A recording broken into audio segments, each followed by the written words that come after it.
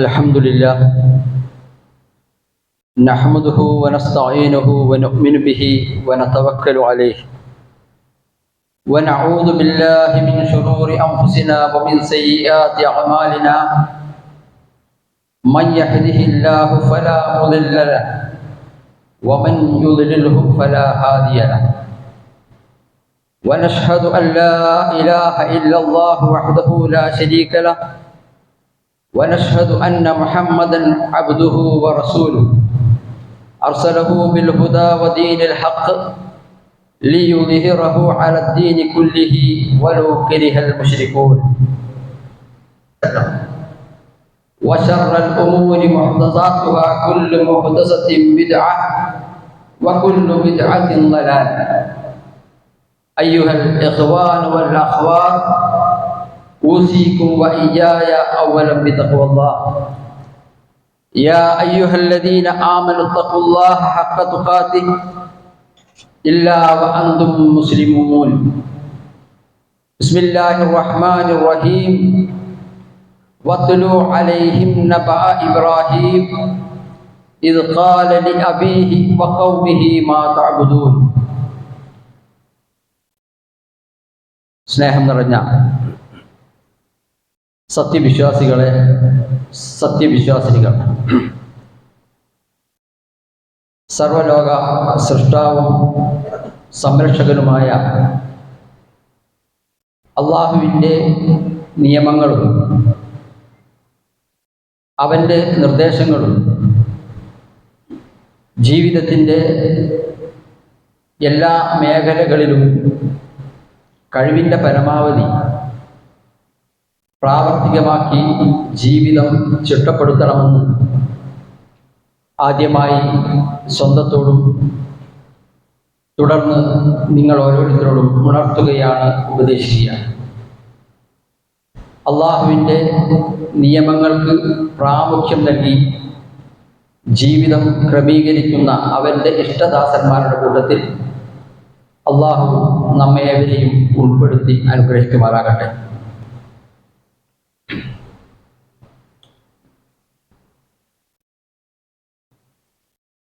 ലോകത്ത് വിവിധ ഭാഗങ്ങളിൽ ജീവിച്ചു കൊണ്ടിരിക്കുന്ന മുസ്ലിം സഹോദരന്മാർ ഇസ്ലാമിൻ്റെ പഞ്ചസ്തംഭങ്ങളിൽപ്പെട്ട ഹജ്ജ് നിർവഹിക്കുന്നതിന് വേണ്ടി പരിശുദ്ധ മക്കയിൽ എത്തുകയും ആ ഹജ്ജിൻ്റെ പ്രധാനപ്പെട്ട കർമ്മമായ അറഫ അത് ഇന്നലെ സമ്മേളിക്കുകയും ചെയ്ത ഒരു സന്ദർഭത്തിലാണ് നമ്മളെല്ലാം ഇപ്പോൾ ഇവിടെ കൂടിയിരിക്കുന്നത്. ഇനി ഹജ്ജുമായി ബന്ധപ്പെട്ട ശേഷിക്കുന്ന കർമ്മങ്ങൾ ആ ഹാജിമാർക്ക് ആരോഗ്യത്തോടെ സുരക്ഷിതമായി പൂർത്തീകരിക്കുവാനും നല്ല ഒരു ഹജ്ജ് കർമ്മം ചെയ്തതിൻ്റെ അനുഭൂതിയാൽ സ്വദേശത്തേക്ക് തിരിച്ചു പോകുവാനുമുള്ള തൗഫീഖ് പടച്ച തമ്പുരാൻ നൽകുമാറാകട്ടെ.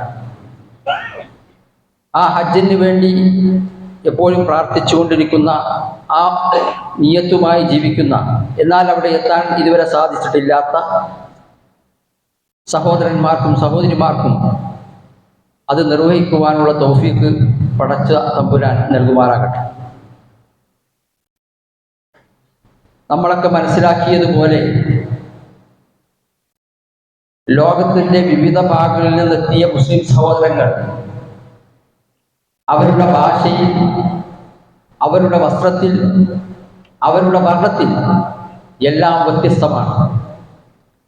അവരുടെ ജോലി വ്യത്യസ്തമാണ്. മക്കയിൽ ഒരുമിച്ച് കൂടിയിട്ടുള്ള ലക്ഷക്കണക്കിനായ മുസ്ലിങ്ങളിൽ ഒരുപക്ഷെ ഭരണാധികാരികളുണ്ടാകും, ഭരണീയരുണ്ടാകും, രാജാവും പ്രജയും ഉണ്ടാകും, മുതലാളിയും തൊഴിലാളിയും ഉണ്ടാകും.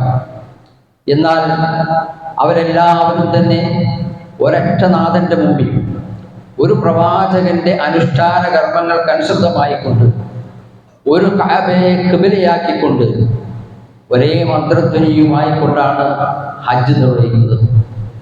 ഇത് വീക്ഷിക്കുന്ന ഏതൊരാൾക്കും ഹജ്ജും ഇസ്ലാമും മനുഷ്യ സമൂഹത്തിന് മുമ്പിൽ വെക്കുന്ന മാനവികമായ മഹത്വത്തെക്കുറിച്ച് ബോധ്യപ്പെടുത്തുന്നതായി നമുക്ക് കാണാൻ സാധിക്കും. മനുഷ്യർക്കിടയിൽ വർണ്ണവർഗ വിവേചനങ്ങൾക്കപ്പുറത്ത് എല്ലാ മനുഷ്യരും ഒരു ഉമ്മയുടെയും ഒരു ഉപ്പയുടെയും മക്കളാണെന്നും അവരിൽ ഏതെങ്കിലും തരത്തിലുള്ള ഭൗതികമായ സംവിധാനത്തിൻ്റെ പേരിൽ മേനി നടക്കുവാൻ പരസ്പരം കടിച്ചു കയറുവാനുള്ള യാതൊരു അവസരവുമില്ല എന്ന് ഉദ്ഘോഷിക്കുകയാണ് ഇസ്ലാം ചെയ്തുകൊണ്ടിരിക്കുന്നത്. നൂറ്റാണ്ടുകൾക്ക് മുമ്പ് പ്രവാചകൻ സല്ലല്ലാഹു അലൈഹി വസല്ലം തൻ്റെ ആദ്യത്തതും അവസാനത്തതുമായ ഹജ്ജ് അവിടുത്തെ വിടവാങ്ങൽ പ്രസംഗത്തിൽ ഓർമ്മിപ്പിച്ചതും അതാണ്. പ്രവാചകൻ സല്ലല്ലാഹു അലൈഹി വസല്ലം പറയുകയുണ്ടായി, ആ കൂടിയിരുന്ന അന്നത്തെ സഹാബാക്കളോട് പറഞ്ഞു, യാ അയ്യുഹന്നാസ്, ജനങ്ങളെ, അലാ ഇന്ന റബ്ബക്കും വാഹിദ്, നിങ്ങളുടെ രക്ഷിതാവ് ഒരുവനാണ്. വ ഇന്ന അബാക്കും വാഹിദ്, നിങ്ങളുടെ പിതാവും ഒന്നു തന്നെയാണ്. പിന്നെ എങ്ങനെയാണ് നിങ്ങൾക്ക് പരസ്പരം മേനി നടത്തുവാൻ സാധിക്കുക? നിങ്ങളുടെ പിതാവാകട്ടെ, നിങ്ങളെ സൃഷ്ടിച്ച് സംരക്ഷിക്കുന്നവനാകട്ടെ, എല്ലാം ഒന്നാണ്. നിങ്ങൾ മനസ്സിലാക്കണം, ലാ ഫദ്ലുൻ അറബിയുൻ, ഒരു അറബിക്കും ഒരു ശ്രേഷ്ഠതയുമില്ല, ലി അജമിയുൻ, ഒരു അനറബിയേക്കാൾ. അതുപോലെ തന്നെ വലാ ഫദ്ലുൻ അജമിയുൻ ലി അറബിയുൻ, ഒരു അനറബിക്ക് അറബിയേക്കാൾ ശ്രേഷ്ഠതയില്ല. എന്നിട്ട് പ്രവാചകൻ തുടരുകയാണ്, വലാ അഹ്ബർ, ചുവന്നു തുടിച്ച ആളുകൾ ഉണ്ടായേക്കാം, ഭംഗി കൊണ്ട് ഏറെ ശ്രദ്ധിക്കപ്പെടുന്ന ആളുകൾ ഉണ്ടായേക്കാം, പക്ഷേ അവരുടെ ആ ചുവപ്പ് കറുപ്പുള്ളവനേക്കാൾ യാതൊരു പ്രത്യേകതയുമില്ല. വല അഹ്മർ ലി അസ്വദ്, കറുത്തവനേക്കാൾ ചുവന്നവന് യാതൊരു പ്രത്യേകതയുമില്ല. അതുപോലെ നേരെ തിരിച്ചു. എന്നിട്ട് റസൂൽ സല്ലല്ലാഹു അലൈഹി വസല്ലം പറഞ്ഞു, ഇല്ലാ ബിത്തഖ്വ, തഖ്വ കൊണ്ടല്ലാതെ, ഇല്ലാ ബിത്തഖ്വ, സൂക്ഷ്മതാബോധത്തോടു കൂടി ജീവിതം ക്രമീകരിക്കുന്നവരല്ലാതെ യാതൊരു പ്രത്യേകതയുമില്ല. എന്നിട്ടാണ് പ്രവാചകൻ സല്ലല്ലാഹു അലൈഹി വസല്ലം നേരത്തെ അവതരിച്ച വിശുദ്ധ ഖുർആനിലെ ഒരു വചനം ഓതിയത്. അതിപ്രകാരമായിരുന്നു, യാ അയ്യുഹന്നാസ് ഇന്നാ ഖലഖനാകും മിൻ ദക്കരിൻ വ ഉൻസ, ഓ ജനങ്ങളെ, നിങ്ങളെ നാം സൃഷ്ടിച്ചിരിക്കുന്നത് ഒരു ആണിൽ നിന്നും പെണ്ണിൽ നിന്നുമാണ്. ശുഊബൻ വ ഖബായില വജഅൽനാകും, നാം നിങ്ങളെ നിശ്ചയിച്ചിരിക്കുന്നു ശുഊബൻ വ ഖബായിൽ, ഗോത്രങ്ങളും വംശങ്ങളുമാക്കി നാം നിങ്ങളെ നിശ്ചയിച്ചത് നിങ്ങൾ പരസ്പരം മേനി പറയാനല്ല, ആരെയെങ്കിലും അതിജയിക്കാനല്ല, ആരെയെങ്കിലും അവമതിക്കാനല്ല, ഒരാൾക്ക് മറ്റൊരാളുടെ മേൽ ആധിപത്യം സ്ഥാപിക്കാനല്ല. വജഅൽനാകും ശുഊബൻ വ ഖബായിൽ ലിതആറഫു, നിങ്ങൾ പരസ്പരം തിരിച്ചറിയുന്നതിന് വേണ്ടി മാത്രമാണ് നിങ്ങളെ വർഗങ്ങളുമായി മാറ്റിയിരിക്കുന്നത് എന്ന് വിശുദ്ധ ഖുർആൻ പറയുകയുണ്ടായി. എന്നിട്ട് ആ വചനത്തിൽ പറഞ്ഞു, ഇന്ന അക്രമക്കും ഇൻദല്ലാഹി അത്ഖാക്കും, നിങ്ങളിൽ കരീമായവൻ, നിങ്ങളിൽ മാന്യതയുള്ളവൻ, നിങ്ങളുടെ സൃഷ്ടാവിൻ്റെ അടുത്ത് പരിഗണിക്കപ്പെടുന്നവൻ, നിങ്ങളുടെ ഭൗതികമായ ഏതെങ്കിലും വിധ സംവിധാനങ്ങളല്ല, മറിച്ച് സൃഷ്ടാവിൻ്റെ നിയമങ്ങൾക്ക് വിധേയമായി ജീവിക്കാൻ ശ്രദ്ധിക്കുകയും സൂക്ഷ്മതാബോധത്തോടുകൂടി ജീവിക്കുകയും ചെയ്യുന്നവനാരും. ഇന്ന അക്രമക്കും ഇൻദല്ലാഹി അത്ഖാക്കും, നിങ്ങളിൽ ഏറ്റവും മാന്യൻ സൂക്ഷ്മതാബോധമുള്ളവനാണ്. ഈ ഒരു സന്ദേശത്തിലൂടെ ഇസ്ലാം, അതുപോലെ തന്നെ ഹജ്ജിന്റെ കർമ്മങ്ങൾ ഈ സമൂഹത്തെ പഠിപ്പിക്കുന്നത് ഏതെങ്കിലും തരത്തിലുള്ള വർണ്ണവർഗ വിവേചനത്തെ ഇസ്ലാം അംഗീകരിക്കുന്നില്ല എന്നതാണ്. ഇതേ പ്രസംഗത്തിൽ റസൂലുള്ളാഹി സ്വല്ലല്ലാഹു അലൈഹി വസല്ലമയുടെ ഹജ്ജത്തുൽ വിദായിൽ പ്രവാചകൻ വീണ്ടും മാനവികതയുമായി ബന്ധപ്പെട്ട കാര്യങ്ങൾ പറയുകയാണ്. ഏതൊരു മനുഷ്യനും അവൻ അങ്ങേയറ്റം സൂക്ഷിക്കുന്ന കാര്യമാണ് അവൻ്റെ രക്തം, അവൻ്റെ അഭിമാനബോധം, അവൻ്റെ സമ്പത്ത്. ഈ മൂന്ന് കാര്യത്തിലും മനുഷ്യർ പരസ്പരം ആദരവുള്ളവരായിരിക്കണമെന്ന് റസൂലുള്ളാഹി സ്വല്ലല്ലാഹു അലൈഹി വസല്ലം ഈ ലോകത്തോട് വിട പറയുന്ന പ്രസംഗത്തിൽ പറയുകയുണ്ടായി. റസൂൽ സ്വല്ലല്ലാഹു അലൈഹി വസല്ലം പറഞ്ഞു, ഇസ്മഉനി, നിങ്ങൾ എന്നെ ശ്രവിക്കണം, നിങ്ങൾ എന്നെ ശ്രദ്ധിക്കണം. ഇന്ന ദിമാഉക്കും, തീർച്ചയായും നിങ്ങളുടെ രക്തം, വ അംവാലുക്കും, നിങ്ങളുടെ ധനം, വ അഗ്റാദുക്കും, നിങ്ങളുടെ അഭിമാനം, ഹറാമുൻ അലൈക്കും കഹർമത്തിൻ യൗമിക്കും ഹാദാ, ഈ ദിവസത്തിൻ്റെ ഹുർമത്ത് പോലെ, ഈ ദിവസത്തിൻ്റെ പവിത്രത പോലെ നിങ്ങൾ പരസ്പരം പവിത്രമായി കാണേണ്ട ആദരവോടുകൂടി കാണേണ്ടതാണ് നിങ്ങളുടെ അഭിമാനവും നിങ്ങളുടെ സമ്പത്തും നിങ്ങളുടെ രക്തവും. ഈ ഒരു സന്ദേശം സമൂഹത്തിലേക്ക് വരുമ്പോൾ പരസ്പരം രക്തം ചിന്തുവാനോ പരസ്പരം മറ്റുള്ളവരുടെ സമ്പത്തിനെ കവർന്നെടുക്കുവാനോ അതുമല്ലെങ്കിൽ മറ്റുള്ളവരുടെ അഭിമാനത്തെ പിച്ചു ചെന്തുവാനോ സാധ്യമാവുകയില്ല. അള്ളാഹുവിൻ്റെ റസൂൽ പറയുകയാണ്, നിങ്ങൾ ഒരു കാരണവശാലും ഈ ദിവസത്തിന്റെ പ്രത്യേകത പോലെ, അഥവാ യൗമ അറഫയും അതുപോലെയുള്ള ഹജ്ജിന്റെ മാസങ്ങളും എല്ലാം പവിത്രമാക്കപ്പെട്ട ദിവസങ്ങളാണ്. റസൂലുള്ളാഹി സ്വല്ലല്ലാഹു അലൈഹി വസല്ലം പറയുന്നു, ഫീ ശഹരിക്കും ഹാദാ, ഈ മാസത്തിന്റെ പ്രത്യേകത പോലെ, ഫീ ബലദിക്കും ഹാദാ, ആ രാജ്യത്തിന്റെ ഈ നാട്ടിന്റെ പ്രത്യേകത പോലെ.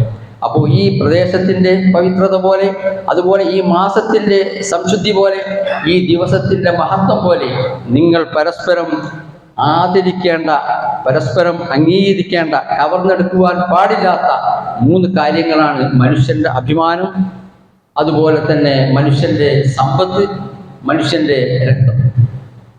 ചുരുക്കത്തിൽ ഇസ്ലാം മുന്നോട്ട് വെക്കുന്ന മാനവികത എന്നത് ഈ കാലഘട്ടത്തിൽ നമ്മൾ പറഞ്ഞുകൊണ്ടേയിരിക്കണം.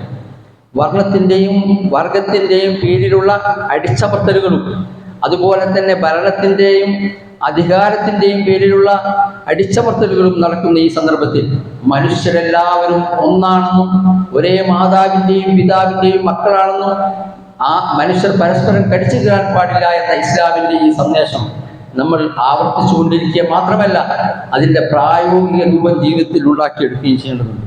ഇനി മനുഷ്യരുമായി ബന്ധപ്പെട്ട നമ്മുടെ ഇടപാടുകൾ അത് ഇസ്ലാം പറയുന്നുണ്ട്, വളരെ മാന്യമായിരിക്കണം. ഇൻഷാ അല്ലാഹ് നമ്മളൊരു ആഘോഷത്തിൻ്റെ പടിവാതിൽക്കലാണ്. നാളെ നമ്മൾ ബലിപെരുന്നാൾ ആഘോഷിക്കും. നമ്മുടെ ഇസ്ലാം മുന്നോട്ട് വെക്കുന്ന ആരാധനകളും ആഘോഷങ്ങളും മനുഷ്യപ്പറ്റുള്ളതാണെന്ന് നമുക്ക് കാണാൻ സാധിക്കും. നമുക്ക് സുപരിചിതമായ ആഘോഷങ്ങൾ നമ്മൾ എടുത്തു പരിശോധിച്ചാൽ ആ ആഘോഷങ്ങളുടെ വലിപ്പം മനസ്സിലാക്കുന്നത് ആ ദിവസം കുടിച്ചു തീർത്ത മദ്യത്തിൻ്റെ കോടികളുടെ റിപ്പോർട്ട് വരുമ്പോഴാണ്. എന്നാൽ അൽഹംദുലില്ലാഹ് മുസ്ലിം ഉമ്മത്ത് ആഘോഷിക്കുന്ന ഓരോ ആഘോഷവും അതിൻ്റെ മറ്റൊരു വശം പ്രയാസപ്പെടുന്നവരുടെ കണ്ണീരൊക്കുന്നതുമായി ബന്ധപ്പെട്ടാണ്. മാസങ്ങൾക്ക് മുമ്പ് നമ്മൾ ഈദുൽ ഫിത്ർ ആഘോഷിച്ചപ്പോൾ നോമ്പുകാരൻ്റെ പാപങ്ങൾ മായ്ക്കാനും പാവപ്പെട്ടവനൊരു ഭക്ഷണമായിക്കൊണ്ട് ഫിത്ർ സക്കാത്ത് നമ്മൾ വിതരണം ചെയ്തു. ആഘോഷങ്ങളെ നമ്മൾ അനർത്ഥമാക്കുന്നത് നമ്മോടൊപ്പം ജീവിക്കുന്ന പ്രയാസപ്പെടുന്ന മനുഷ്യരെ കൂടി ചേർത്ത് പിടിച്ചിട്ടുണ്ടാണ്. ഇസ്ലാമിൻ്റെ ആഘോഷങ്ങൾ അങ്ങനെയാണ്. ഇൻഷാ അല്ലാഹ് ഇനി വരുന്ന ദിവസങ്ങളിൽ നമ്മൾ ബലിപെരുന്നാൾ ആഘോഷിക്കുമ്പോഴും പാവപ്പെട്ട ആളുകൾക്ക് ഭക്ഷണമായിക്കൊണ്ട് മാംസം നൽകിക്കൊണ്ടിരിക്കുന്നു. ഇസ്ലാമിൻ്റെ ആരാധനകളും ആഘോഷങ്ങളും മാനുഷികമാണ് എന്ന് നമ്മൾ തിരിച്ചറിയണം. ഏത് കാലത്ത് നമ്മുടെ രാജ്യത്ത് ചില ആഘോഷങ്ങൾ അപരമത വിദ്വേഷത്തിനും അതുപോലെ തന്നെ മറ്റുള്ളവരുടെ ജീവഹാനിക്ക് വരും കാരണമാകുന്നൊരു കാലഘട്ടമാണ്. നമ്മളെല്ലാവരും വാർത്താമാധ്യമങ്ങളിലൂടെ അറിയുന്നുണ്ട്, രാമനവമി പോലെയുള്ള അല്ലെങ്കിൽ ഹോളി ആഘോഷങ്ങൾ പോലെയുള്ള ദിവസങ്ങൾ മറ്റുള്ളവരുടെ ആരാധനാലയങ്ങളെ ടാർപോളിൽ കൊണ്ട് മറക്കേണ്ട ഒരു ഗതികേടാണ് നമ്മുടെ വർത്തമാനകാല ഇന്ത്യയിൽ. ഈ ഒരു സാഹചര്യത്തിൽ മുസ്ലിം ഉമ്മത്ത് മുന്നോട്ട് വെക്കുന്ന ആഘോഷങ്ങളുടെ മാനുഷിക മാനത്തെക്കുറിച്ച് നമ്മൾ സ്വയം ബോധ്യമാകേണ്ടതുണ്ട്. പൊതുവിൽ ഇസ്ലാമിൻ്റെ ഒരു നിലപാട് തന്നെ മനുഷ്യർ തമ്മിലുള്ള ബന്ധങ്ങളിലെ മാന്യതയാണ്, പ്രയാസപ്പെടുന്നവരോടുള്ള ദയാവായ്പയാണ്. നമുക്കെല്ലാവർക്കും അറിയാവുന്ന ഒരു ചെറിയ വചനമുണ്ട്, സൂറത്തുൽ മാഊൻ. ആ വചനത്തിലൂടെ അള്ളാഹു പറയുന്ന ഒരു കാര്യം, പ്രവാചകരെ പ്രവാചകരെ ദീനിനെ വ്യാജമാക്കുന്നവരെ നീ കണ്ടുപോകും. ഇങ്ങനെ ഒരു ചോദ്യം ഇന്ന് നമ്മോട് ചോദിക്കുമ്പോൾ നമ്മുടെ മനസ്സിലേക്ക് വരിക സാമൂഹ്യ മാധ്യമങ്ങളിൽ മതത്തെ പരിഹസിക്കുന്ന അല്ലെങ്കിൽ ധാർമ്മിക മൂല്യങ്ങളെ ചോദ്യം ചെയ്യുന്ന ഏതാനും പേരായിരിക്കും. പക്ഷെ ഖുർആൻ പറയുന്ന മറുപടി അങ്ങനെയല്ല. മതത്തെ വ്യാജമാക്കുന്നത് ആര് എന്ന ചോദ്യത്തിന് ഖുർആൻ പ്രവാചകന് പഠിപ്പിച്ചു കൊടുക്കുന്നത് അനാഥയെ അവഗണിക്കുന്നവരാണ് ദീനിനെ വ്യാജമാക്കുന്നത്. പിന്നീട് പറയുന്നത് വലാ യഹുദു അലാ തുആമിൽ മിസ്കീൻ, പാവപ്പെട്ടവരുടെ ഭക്ഷണത്തിൻ്റെ കാര്യത്തിൽ പ്രേരണ നൽകാത്തവർ, നമുക്ക് ചിലപ്പോൾ സ്വന്തമായി സഹായിക്കാൻ സാധിച്ചുകൊള്ളണമെന്നില്ല, സാമ്പത്തികമായി കഴിവുണ്ടായിക്കൊള്ളണമെന്നില്ല, എങ്കിലും കഴിവുള്ളവരിൽ നിന്നും അത് സംഘടിപ്പിച്ചുകൊണ്ട് പാവപ്പെട്ടവർക്ക് എത്തിക്കുവാനുള്ള പ്രേരണ നൽകാത്തവൻ പോലും ഖുർആനിൻ്റെ വീക്ഷണത്തിൽ മതത്തെ നിഷേധിക്കുന്നവരാണ്. അപ്പോൾ ഇസ്ലാം എന്ന് പറഞ്ഞാൽ കേവലമായൊരു അനുഷ്ഠാന കർമ്മങ്ങൾക്ക് അപ്പുറത്ത് നമ്മോടൊപ്പം ജീവിക്കുന്ന മനുഷ്യരുമായി ബന്ധപ്പെട്ട് കിടക്കുന്ന ഒരു കാര്യമാണ്. നമ്മൾ നമസ്കരിക്കണം, നോമ്പ് നോക്കണം, ഹജ്ജ് ചെയ്യണം, സക്കാത്ത് കൊടുക്കണം, അതൊക്കെ അതിൻ്റെ പഞ്ചസ്തംഭങ്ങളാണ്. പക്ഷേ അതെല്ലാം സൃഷ്ടിയും സൃഷ്ടാവും തമ്മിലുള്ള ബന്ധമാണ്. അതേ സൃഷ്ടാവ്, അതേ സൃഷ്ടി തന്നോടൊപ്പം ജീവിക്കുന്ന, പ്രയാസമനുഭവിക്കുന്ന സൃഷ്ടികളെ പരിഗണിക്കാതെ പോയാൽ ഇസ്ലാമിൻ്റെ പൂർത്തീകരണം നടക്കുകയില്ല എന്ന് നമ്മൾ തിരിച്ചറിയണം. പ്രവാചകൻ സല്ലല്ലാഹു അലൈഹി വസല്ലമക്ക് നുബൂവത്ത് കിട്ടുന്ന സന്ദർഭത്തിൽ, വഹി അവതരിച്ച ആ പ്രഥമ സന്ദർഭത്തിൽ പ്രവാചകൻ ഭയപ്പെട്ടുകൊണ്ട് ഖദീജ ബിവിയുടെ അടുക്കൽ പോകുന്ന ഒരു സംഭവം നമ്മളെല്ലാവരും ചരിത്രത്തിൽ വായിക്കുന്നു. ജമ്മിലൂനിയ ഖദീജ, ഖദീജ എനിക്ക് നീ പുതപ്പ് മൂടിത്തരൂ. പ്രവാചകൻ ഭയപ്പെട്ടു പോയി. ആ സമയത്ത് ഖദീജ ബീവി പ്രവാചകനെ ആശ്വസിപ്പിക്കുന്ന ചില വാക്യങ്ങൾ ഹദീസുകളിൽ നമുക്ക് കാണാൻ സാധിക്കും. അത് നമ്മൾ പ്രത്യേകം പഠിക്കണം. പ്രവാചകത്വ പൂർവ്വ ജീവിതത്തിൽ പ്രവാചകൻ തന്നോടൊപ്പം ജീവിക്കുന്നവരോടുള്ള സമീപനം എങ്ങനെയായിരുന്നു? നേരത്തെ ഞാൻ ആമുഖത്തിൽ സൂചിപ്പിച്ച മാനുഷികമായ പരിഗണനയുള്ള, മാനവികമായ കാഴ്ചപ്പാടുള്ള ഒരു രീതിയായിരുന്നു. ഖദീജ ബീവി പറയുകയാണ് റസൂലുള്ളാഹി സ്വല്ലല്ലാഹു അലൈഹി വസല്ലമയോട്, പ്രവാചകരെ, വല്ലാഹി മാ യുഹ്സിക അല്ലാഹു അബദ, താങ്കൾ ഭയപ്പെടേണ്ട പ്രവാചകരെ, ഒരിക്കലും അള്ളാഹു താങ്കളെ പ്രയാസപ്പെടുത്തുകയില്ല. പ്രവാചകൻ ഭയപ്പെട്ടുകൊണ്ട് പരിഭ്രാന്തനായിക്കൊണ്ടാണ് ഖദീജ ബീവി വരുന്നത്. ആ സമയത്ത് ഖദീജ ബീവി ജീവിത പങ്കാളിയാണ്. ആ പ്രവാചകനിൽ കൃത്യമായും വായിച്ചെടുത്ത ചില ഗുണങ്ങളാണ് ഖദീജ ബീവി പ്രവാചകനോട് പറയുന്നത്. മാ യുഹ്സിക അല്ലാഹു അബദ, ഒരിക്കലും താങ്കളെ അള്ളാഹു അപമാനിക്കുകയില്ല, പ്രയാസപ്പെടുത്തുകയില്ല. എന്തേ കാരണം? പ്രവാചകൻ കുറെ നമസ്കരിച്ചു എന്നതുകൊണ്ടല്ല, അല്ലെങ്കിൽ പ്രവാചകൻ കുറെ നോമ്പനുഷ്ഠിച്ചു എന്നതുകൊണ്ടല്ല, മറിച്ച് പ്രവാചകനിൽ ഖദീജ ബീവി കണ്ട ഗുണം ഇന്നക ലതസിലുർ റഹ്മ. ഒന്നാമത്തെ കാരണം അതാണ്, താങ്കൾ കുടുംബ ബന്ധം ചാർത്തുന്നവനാണ്. പിന്നെ പറഞ്ഞത്, താങ്കൾ വതഹ്മിലുൽ കല്ല, പ്രയാസങ്ങളുള്ളവരുടെ പ്രയാസങ്ങളെ വഹിക്കുന്നവനാണ്. അതുപോലെ തന്നെ വതക്സിബുൽ മഅദൂം, ഇല്ലാത്തവന് വേണ്ടി അധ്വാനിക്കുന്നവനാണ്. വത്തഖരി അദ്ദൈഫ്, അതിഥികളെ സ്വീകരിക്കുന്ന, ആതിഥേയത്വം നൽകുന്നവനാണ്. വതുഈനു അലൻ നവാഇബിൽ ഹഖ്, അർഹരായ ആളുകൾക്ക് വേണ്ടി സഹായിക്കുന്നവനാണ്. ഈ 4 കാര്യങ്ങളാണ് നമ്മുടെ ഉമ്മ ബീവി ഖദീജ ബീവി റളിയല്ലാഹു അൻഹ പ്രവാചകനെ ആശ്വസിപ്പിക്കുവാൻ പ്രവാചകന്റെ ജീവിതത്തിൽ നിന്ന് വായിച്ചെടുത്തതായി പറഞ്ഞത്. 4 കാര്യങ്ങളും നമ്മൾ ശ്രദ്ധിച്ചു നോക്കുക. മനുഷ്യരുമായിട്ടുള്ള ഇടപാട്, ഒന്ന് രക്തബന്ധം, ഇന്നക ലതസിലുർ റഹ്മ, കുടുംബ ബന്ധം ചാർത്തുക. മറ്റൊന്ന് ഇല്ലാത്തവന് വേണ്ടി അധ്വാനിക്കുക. മറ്റൊരു കാര്യം ആളുകളെ ആദരിക്കുക. അപ്പോൾ പ്രവാചകത്വ പൂർവ്വ ജീവിതത്തിൽ തന്നെ പ്രവാചകന്റെ രീതി ഇതായിരുന്നു എന്ന് കാണാൻ സാധിക്കും നമുക്ക്. ഇനി പ്രവാചകത്വത്തിന് ശേഷവും പ്രവാചകൻ എങ്ങനെയായിരുന്നു പെരുമാറിയത്? അതുകൊണ്ടാണ് പ്രവാചകൻ പറഞ്ഞത്, നിങ്ങളുടെ പ്രയാസപ്പെടുന്ന ആളുകളെ കരുണ കാണിക്കണം. ഇർഹമു മൻ ഫിൽ അർദ്, നിങ്ങൾ ഭൂമിയിലുള്ളവരോട് കരുണ കാണിക്കണം, എങ്കിൽ യർഹമകും മൻ ഫിസ് സമാ, ഉപരിലോകത്തുള്ളവൻ നിങ്ങളോട് കരുണ കാണിക്കുമെന്ന് പ്രവാചകൻ പഠിപ്പിച്ചു. പ്രവാചകന്റെ മനുഷ്യർക്കിടയിലുള്ള ഏകത്വത്തെ സൂചിപ്പിക്കുന്ന ഏറ്റവും വലിയൊരു സംഭവമാണ് പ്രവാചകൻ വിജയശ്രീലാളിതനായിക്കൊണ്ട് മക്കയിൽ തിരിച്ചെത്തിയപ്പോൾ അവിടെ തറവാട്ടുകാരും ഖുറൈശി പ്രമുഖരും എല്ലാം ഉണ്ടായപ്പോൾ ബാങ്കുലി വിളിക്കുവാൻ ബിലാൽ ബിൻ റബാഹ് എന്ന കറുത്ത വർഗ്ഗക്കാരനെ ക്ഷണിച്ചത്. ഇതൊക്കെ ചരിത്രത്തിൽ രേഖപ്പെടുത്തപ്പെട്ട സംഭവമാണ്.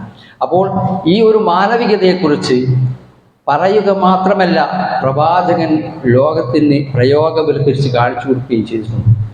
ഇന്നിൻ്റെ നാളുകളിൽ മനുഷ്യത്വത്തെക്കുറിച്ചും മാനവികതയെക്കുറിച്ചും നമ്മൾ ഈ മതത്തിൻ്റെ ആദർശമായി കൊണ്ട് പറയുകയും പ്രാവർത്തികമാക്കുകയും ചെയ്യേണ്ടതുണ്ട്. കാരണം ഈ മതത്തെ, അല്ലെങ്കിൽ ഈ ഒരു ആദർശത്തെ പ്രതി ചേർക്കുവാൻ തലങ്ങും വിലങ്ങും ശ്രമം നടന്നുകൊണ്ടിരിക്കുന്ന സമയമാണ്. ഒരു നന്മയും ഈ ഒരു ആദർശത്തിൽ ഉണ്ടാകരുതെന്ന് വിചാരിച്ചുകൊണ്ട് കഴിവിൻ്റെ പരമാവധി പണി നടന്നുകൊണ്ടിരിക്കുന്ന ഒരു കാലഘട്ടമാണ്. അതുകൊണ്ട് തന്നെ ഇതിൻ്റെ സത്ത, അനുഷ്ഠാന കർമ്മങ്ങൾക്ക് അപ്പുറത്ത് ഇതിൻ്റെ ഒരു സത്ത നമ്മൾ മനസ്സിലാക്കുകയും നാം ജീവിക്കുന്ന ചുറ്റുപാടുകളിൽ അത് പ്രസരിപ്പിക്കുകയും ചെയ്യേണ്ടതുണ്ട്. ഈ സമയത്ത് നമ്മൾ ശ്രദ്ധിക്കുകയും നമ്മുടെ ദീനിയായ കാര്യങ്ങളിൽ ശ്രദ്ധിക്കുകയും ചെയ്യേണ്ട 1-2 കാര്യങ്ങൾ. നമ്മളിപ്പോൾ കഴിഞ്ഞുകൊണ്ടിരിക്കുന്നത് പടച്ച തമ്പുരാൻ പവിത്രമാക്കിയ ദിനങ്ങളിലാണ്, മാസങ്ങളിലാണ്. അൽ ഹജ്ജു അശ്ഹുറും മഅലൂമാത്ത്. ഹജ്ജിൻ്റെ മാസം എന്നത് അറിയപ്പെട്ട മാസങ്ങളാണ്. ശവ്വാൽ, ദുൽഖഅദ്, ദുൽഹജ്ജ്. ഈ മാസങ്ങൾക്ക് മറ്റൊരു പ്രത്യേകത കൂടിയുണ്ട്. ഇത് കൂടാതെ റജബ് ഉൾപ്പെടുന്ന 4 മാസങ്ങളെ അള്ളാഹു പവിത്രമാക്കിയിട്ടുണ്ട്. യുദ്ധങ്ങൾ നിരോധിച്ച മാസങ്ങളാണ്. സാമൂഹിക ബന്ധങ്ങളെ പവിത്രമായി ശാക്തീകരിക്കേണ്ട മാസങ്ങളാണ്. അങ്ങനെ അള്ളാഹു ചില കാരണത്തിൻ്റെ അടിസ്ഥാനത്തിൽ അവൻ ചില മാസങ്ങളെ ആദരിച്ചിട്ടുണ്ട്, ചില ദിവസങ്ങളെ പവിത്രമാക്കിയിട്ടുണ്ട്, ചില സ്ഥലങ്ങളെ ഏറെ പ്രാധാന്യത്തോടുകൂടി കാണണം. അതൊക്കെ അങ്ങനെ തന്നെ കാണുക എന്നത് ഏതൊരു സത്യവിശ്വാസിയുടെയും ബാധ്യതയാണ്. ഇപ്പോൾ ഭൂമിയിൽ മറ്റ് സ്ഥലങ്ങളെ അപേക്ഷിച്ച് അള്ളാഹുവിൻ്റെ ഭവനങ്ങൾ വളരെ പ്രാധാന്യമുള്ളതാണ്. അതുകൊണ്ടാണ് നമ്മൾ പള്ളിയിലേക്ക് പ്രവേശിക്കുമ്പോൾ റസൂലുള്ളാഹി സ്വല്ലല്ലാഹു അലൈഹി വസല്ലം പറഞ്ഞല്ലോ, ഫഇദാ ദഖല അഹദുക്കും ഫിൽ മസ്ജിദ്, പള്ളിയിൽ നിങ്ങൾ ആരെങ്കിലും പ്രവേശിച്ചാൽ ഫലാ യജ്ലിസ് ഹത്താ യർകഅ റകഅതൈൻ, 2 റകഅത്ത് നമസ്കരിക്കാതെ ഇരിക്കരുതെന്ന്. അതൊരു തഹിയ്യത്ത്, സെല്യൂട്ടാണ് പള്ളിക്ക് വേണ്ടിയുള്ള. മറ്റു സ്ഥലങ്ങളെ അപേക്ഷിച്ച് അള്ളാഹുവിൻ്റെ ഭവനങ്ങൾ അള്ളാഹു ആദരിച്ച സ്ഥലങ്ങളാണ് എന്നതുകൊണ്ട് നമ്മൾ സെല്യൂട്ട്, അഭിവാദ്യം അർപ്പിക്കുകയാണ്. അതിനാണ് തഹിയ്യത്ത് എന്ന് നമ്മൾ പറയുന്നത്. ഇങ്ങനെ ഓരോന്നുമുണ്ട്. ഇപ്പോൾ വെള്ളിയാഴ്ച ദിവസങ്ങൾ, ഇന്നത്തെ യൗമ അറഫ ദിവസങ്ങൾ, 2 പെരുന്നാൾ ദിവസങ്ങൾ, ഇതെല്ലാം ദിവസങ്ങളിൽ അള്ളാഹു ആദരവ് നൽകിയ ദിവസങ്ങളാണ്. അതുപോലെ രാവുകളുണ്ട്, ലൈലത്തുൽ ഖദർ, അത് അള്ളാഹു പ്രത്യേകമായി ഇഷ്ടമാക്കിയ രാവുകളാണ്. ഈ ദിവസങ്ങളും രാവുകളും സ്ഥലങ്ങളുമെല്ലാം ആ അർത്ഥത്തിൽ തന്നെ കാണുക എന്നത് നമ്മുടെ ബാധ്യതയാണ്. ഖുർആൻ പറയുന്നുണ്ട്, വമൻ യുഅല്ലിം ശആയിറല്ലാഹ്, അള്ളാഹുവിൻ്റെ ഈ ചിഹ്നങ്ങൾ, ഈ അടയാളങ്ങൾ. അതിൽ പ്രത്യേകമായ ഈ സാഹചര്യത്തിൽ നമ്മൾ മനസ്സിലാക്കേണ്ടത് ബലിമൃഗം, അത് അള്ളാഹുവിൻ്റെ ഒരു അടയാളമാണ്. അപ്പോൾ വമൻ യുഅല്ലിം ശആയിറല്ലാഹ്, അള്ളാഹുവിൻ്റെ അടയാളങ്ങളെ ആരെങ്കിലും മഹത്വപ്പെടുത്തിയാൽ ഫഇന്നഹ, അതൊക്കെ അവൻ്റെ ഖൽബിലെ തഖ്വയുമായി ബന്ധപ്പെട്ടതാണ്. മറ്റൊരു വചനത്തിൽ പറയുന്നുണ്ട്, വമൻ യുഅല്ലിം ഹുറുമാത്തില്ല, അള്ളാഹു ഹുർമത്ത് നൽകിയതിനെ, അള്ളാഹു പവിത്രമാക്കിയതിനെ ആരെങ്കിലും മഹത്വപ്പെടുത്തിയാൽ അത് അവനൊരു ഹൈറാണ് എന്ന്. അപ്പോൾ സത്യവിശ്വാസികളായ നമ്മൾ അള്ളാഹു അവൻ്റേതായ ഒരു തഖ്ദീറിനനുസരിച്ച്, അവൻ്റേതായ ഒരു ഹിക്മത്തിനനുസരിച്ച് പവിത്രമാക്കിയ വസ്തുക്കളെ അങ്ങനെ നോക്കിക്കാണാൻ ശ്രമിക്കണം. ഈ സന്ദർഭത്തിൽ ഹജ്ജുമായി ബന്ധപ്പെട്ട് സംസാരിക്കുമ്പോൾ നമ്മളെല്ലാവരും മനസ്സിലാക്കിയതുപോലെ ഇബ്രാഹിം നബിയുടെ ചരിത്രമോ അദ്ദേഹത്തിൻ്റെ കുടുംബത്തിൻ്റെ ചരിത്രമോ മാറ്റിവെക്കാൻ സാധ്യമല്ല. ആ ഒരു കുടുംബ പശ്ചാത്തലത്തിൽ നിന്നുകൊണ്ടാണ് ഹജ്ജും അനുബന്ധ കർമ്മങ്ങളും ചെയ്യുന്നത്. ഇബ്രാഹിം നബിയുടെ മില്ലത്ത് നമ്മളെപ്പോഴും പറയുന്നതാണ്. ഇബ്രാഹിം നബിയുടെ മില്ലത്തും റസൂലുള്ളാഹി സ്വല്ലല്ലാഹു അലൈഹി വസല്ലമയുടെ സുന്നത്തും അനുഷ്ഠിച്ച് ജീവിക്കാൻ കൽപ്പിക്കപ്പെട്ട ഒരു സൊസൈറ്റിയാണ് നമ്മൾ. ഇബ്രാഹിം നബിയുടെ മില്ലത്തിനെ കുറിച്ച് കഴിഞ്ഞ ഖുതുബയിലും ഇവിടെ പരാമർശിക്കുന്നത് ആവർത്തിക്കുന്നില്ല. ഏതായിരുന്നാലും ഇബ്രാഹിം നബിയുടെ മില്ലത്ത് പിൻപറ്റുന്ന ആളുകൾ നമ്മൾ മനസ്സിലാക്കേണ്ടത്, ഇബ്രാഹിം നബി നിർഭയനായ, അമ്നുള്ള, ഈമാനുള്ള ആളായിരുന്നു. അതിന് കാരണം അദ്ദേഹം തസ്ലീം, സമർപ്പണം സമ്പൂർണ്ണമായി നടത്തിയതാണ്. ഇബ്രാഹിം നബിക്ക് ആ രാജ്യത്തെ സർക്കാരിൻ്റെ പിന്തുണ ലഭിച്ചിരുന്നിട്ടില്ല. ഇബ്രാഹിം നബിക്ക് അദ്ദേഹത്തിൻ്റെ കുടുംബത്തിൻ്റെ പിന്തുണയും ലഭിച്ചിട്ടില്ല. ഒരു പക്ഷേ ഇബ്രാഹിം നബിയുടെ കാലഘട്ടത്തിൽ ഇബ്രാഹിം നബിക്കുണ്ടായ അനുഭവം പോലെയോ അല്ലെങ്കിൽ അതിന് സമാനമായ ഒരു സാഹചര്യമാണ് നമ്മുടെ ഇന്ത്യ രാജ്യത്ത് നിലനിൽക്കുന്നത്. ഇബ്രാഹിം നബിയുടെ ചരിത്രം പഠിക്കുമ്പോൾ ഇബ്രാഹിം നബി ഇത്തരം പ്രതികൂല സാഹചര്യങ്ങളെ എങ്ങനെ അതിജയിച്ചു എന്ന് നമ്മൾ മനസ്സിലാക്കേണ്ടത് ഇബ്രാഹിം നബിയുടെ ഈമാൻ കൊണ്ടാണ്. അതുപോലെയുള്ളൊരു സാഹചര്യം, കാരണം ഇബ്രാഹിം നബിയുടെ ഭരണകർത്താവായ നമ്രൂദ് ആ നാട്ടിൽ നിന്ന് പുറത്താക്കാൻ ശ്രമിച്ചു. അഗ്നികുണ്ടാരത്തിലേക്ക്, ഹരീക്കു, അയാളെ നിങ്ങൾ തീക്കുണ്ടത്തിലേക്ക് ഇടുമെന്ന് കൽപ്പിച്ചു. നമ്മുടെ രാജ്യത്ത് അതിൻ്റെ മറ്റൊരു വേർഷൻ കാണുന്നുണ്ട്, ബുൾഡോസർ രാജ്യം. നമ്മുടെ പൗരത്വത്തെ ചോദ്യം ചെയ്യാൻ നമ്മുടെ ശത്രുക്കൾ ശ്രമിച്ചുകൊണ്ടിരിക്കുന്നു. ഈ ഉമ്മത്ത് മുന്നോട്ട് പോകുവാൻ, സുഖമായി മുന്നോട്ട് പോകുവാൻ പൂർവികർ സദക്ക ചെയ്ത സ്വത്തുവകകൾ അതിൻ്റെ മേൽ നിയന്ത്രണം ഏർപ്പെടുത്താൻ ശ്രമിച്ചുകൊണ്ടിരിക്കുന്നു. എല്ലാ അർത്ഥത്തിലും സർക്കാരിൻ്റെ മേൽനോട്ടത്തിൽ പിടിച്ചു കെട്ടാൻ ശ്രമിക്കുന്ന ഈ സാഹചര്യത്തിൽ ഇവയെല്ലാം അതിജയിക്കാൻ കഴിയുന്നത് അചഞ്ചലമായ പ്രാർത്ഥനയിലൂടെയും കറകളഞ്ഞ ഈമാനിലൂടെയുമാണ്. ഇബ്രാഹിം നബിയെ സംബന്ധിച്ചിടത്തോളം നമ്മൾ ചരിത്രത്തിൽ വായിക്കുന്നുണ്ട്, തീക്കുണ്ടാരത്തിലിട്ടപ്പോൾ ആ തീയോട് അള്ളാഹു പറഞ്ഞല്ലോ, കൂനി വർദ്ധത്തൻ വസലാമ. ഇത് നമ്മുടെ ചിന്തക്ക് അപ്പുറമാണ്. തീ എന്നത്, അഗ്നി എന്നത് അതിനൊരു ദൗത്യമുണ്ട്, കരിച്ചു കളയുക. കുറച്ച് ദിവസം മുമ്പ് നമ്മുടെ കോഴിക്കോട് സിറ്റിയിൽ അഗ്നി ഉണ്ടായല്ലോ. കരിച്ചു കളയുക, അല്ലെങ്കിൽ എന്താണോ തീയുടെ മുമ്പിൽ വരുന്നത് അതിനെ നശിപ്പിക്കുക എന്നത് അഗ്നിയുടെ ദൗത്യമാണ്. പക്ഷേ ഇബ്രാഹിം നബിക്ക് ആ പ്രകൃതിപരമായ ഒരു സംവിധാനത്തിന് അപ്പുറത്തുകൊണ്ട് അള്ളാഹുവിൻ്റെ സംരക്ഷണം കിട്ടുന്നതാണ് നമുക്ക് കാണാൻ കഴിയുന്നത്. അത് സാധ്യമാകും. പക്ഷേ എന്ത് വേണം? അചഞ്ചലമായ തൗഹീദ്, സമർപ്പണ മനോഭാവമാണ്. ഇത് അള്ളാഹു നമുക്ക് വാഗ്ദാനം ചെയ്തിട്ടുണ്ട്. വഅദല്ലാഹുല്ലദീന ആമനൂ മിൻകും, നിങ്ങളിൽ നിന്ന് വിശ്വസിച്ച ആളുകൾക്ക് അള്ളാഹു വാഗ്ദാനം ചെയ്തിട്ടുണ്ട്. ലയസ്തഖ്ലിഫന്നല്ലദീന മിൻ ഖബ്ലിക്കും, നിങ്ങൾക്ക് മുമ്പുള്ളവർക്ക് ഈ ഭൂമിയിൽ പ്രാതിനിധ്യം നൽകിയതുപോലെ നിങ്ങൾക്കും നൽകാമെന്ന്. അതുപോലെ തന്നെ മിൻ ബഅദി ഖൗഫിഹിം അംന, ഭയപ്പാടിന് ശേഷം നിർഭയത്വം നൽകാമെന്ന് അള്ളാഹു വാഗ്ദാനം നൽകിയിട്ടുണ്ട്. നമ്മളിപ്പോൾ ഭയപ്പാടിലാണ്. നമ്മുടെ പൗരത്വത്തെക്കുറിച്ച്, നമ്മുടെ വഖഫ് സ്വത്തിനെ കുറിച്ച്, അങ്ങനെ എന്തിനേറെ പറയുന്നു, ചരിത്രത്തിൻ്റെ അടയാളങ്ങൾ പോലും മായ്ച്ചു കളഞ്ഞുകൊണ്ട് വരും തലമുറ ഇവിടെ ഇങ്ങനെ ഒരു ഭരണമുണ്ടായിരുന്നു, അല്ലെങ്കിൽ മുഗൾ സാമ്രാജ്യം ഉണ്ടായിരുന്നു എന്ന് പോലും പഠിക്കരുതെന്ന നിലക്ക് കാര്യങ്ങൾ മുന്നോട്ട് നീങ്ങിക്കൊണ്ടിരിക്കുകയാണ്. ഈ സന്ദർഭത്തിൽ ഇബ്രാഹിമി മില്ലത്തിനെ ആഴത്തിൽ പഠിക്കാൻ, ഇബ്രാഹിം നബി എങ്ങനെയായിരുന്നു ഇത്തരം അവസ്ഥകളെ അതിജീവിച്ചത് എന്ന് പഠിക്കുകയും, അങ്ങനെ നമ്മുടെ ദീനിൽ അടിയുറച്ചുന്നുകൊണ്ട്, തൗഹീദിൽ അടിയുറച്ചുന്നുകൊണ്ട്, ആദർശത്തെ കൃത്യമായി പ്രയോഗവൽക്കരിച്ചുകൊണ്ട് മുഅ്മിനായി മരിക്കുവാൻ ശ്രമിക്കുക. പടച്ച തമ്പുരാൻ അതിനെ തൗഫീഖ് നൽകുമാറാകട്ടെ.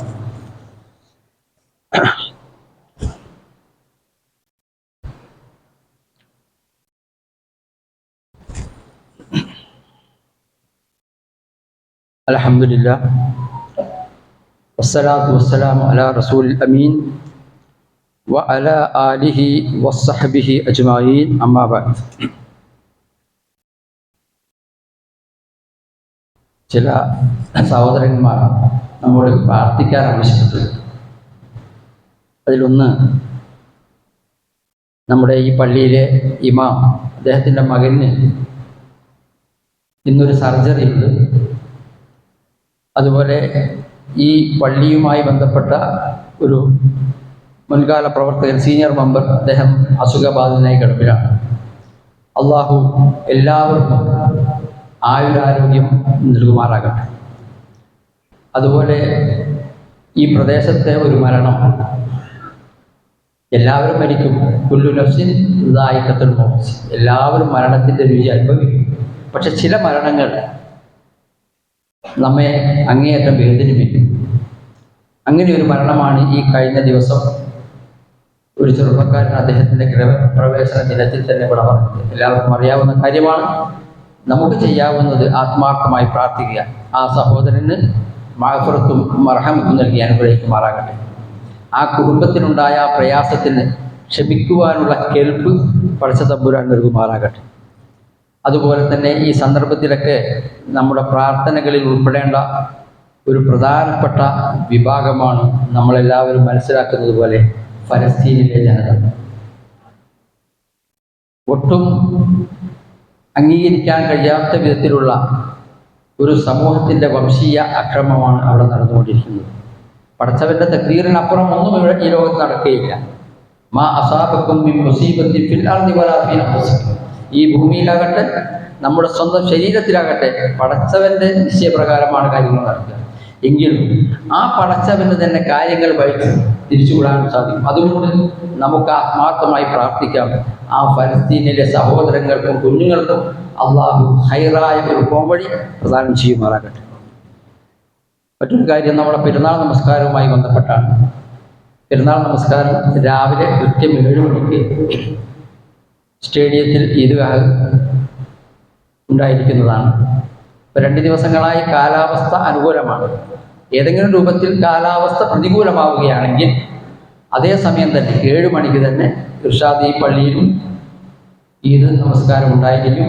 എല്ലാവരും ആ കാര്യം ശ്രദ്ധിക്കുക. പെരുന്നാൾ നമസ്കാരം നമ്മൾ മനസ്സിലാക്കിയതുപോലെ ആരാധന, ആഘോഷം ആരാധനയിൽ അധിഷ്ഠിതമാണ്. സുന്നത്തും മുഅക്കദ്, ശക്തിമത്തായ ഒരു സുന്നത്താണ് പെരുന്നാൾ നമസ്കാരം. ആ കാര്യങ്ങളൊക്കെ ശ്രദ്ധിക്കുക, കൃത്യസമയത്ത് പങ്കെടുക്കുവാൻ ശ്രമിക്കുക. സർവശക്തൻ നമ്മുടെ തെറ്റുകുറ്റങ്ങൾ കൊടുത്ത് മാപ്പാക്കി തീർമാറാകട്ടെ.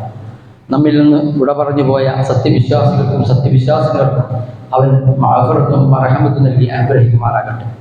اللهم اغفر للمؤمنين والمؤمنات والمسلمين والمسلمات الأحياء منهم والأموات إنك مجيب الدعوات يا قاضي الحاجات. ربنا ظلمنا أنفسنا وإن لم تغفر لنا وترحمنا لنكونن من الخاسرين. ربنا اصرف عنا عذاب جهنم إن عذابها كان غراما إنها ساءت مستقرا ومقاما. ربنا آتنا في الدنيا حسنة وفي الآخرة حسنة وقنا عذاب النار. آمين آمين برحمتك يا أرحم الراحمين.